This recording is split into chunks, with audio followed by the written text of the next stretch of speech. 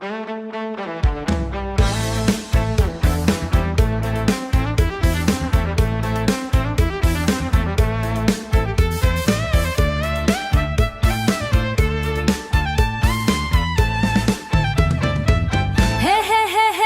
ឹមឡើងហើ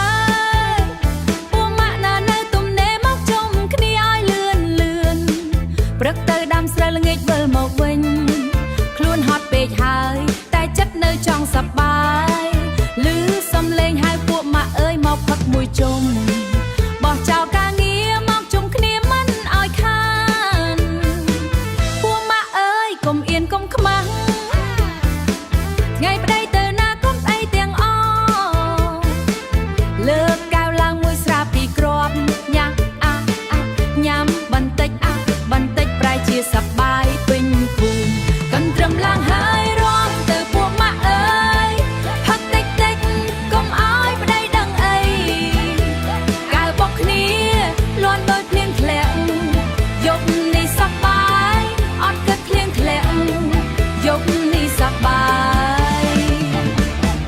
អត់គិតថ្ងៃស្អែកពួកម៉ាក់មួយសើចខ្លាំងម៉ាក់មួយរំវៃម្នាក់ទៀតកាន់កៅមើលទៅដូចតារា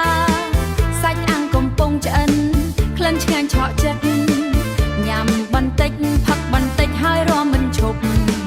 ជឿទៀតលើកតឹងរចិត្ត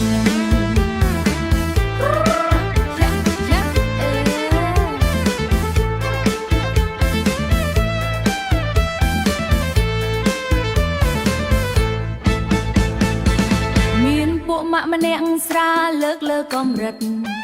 រំរហូតជើងកែងចុះអង្គុយមិនទាន់មិត្តភក្តិដើរជួយលើកអើយគុំដួលមិត្តភក្តិដើរជួយលើកអើយគុំដួលតែសើចសប្បាយភ្លឺថ្ងៃតែម្ដង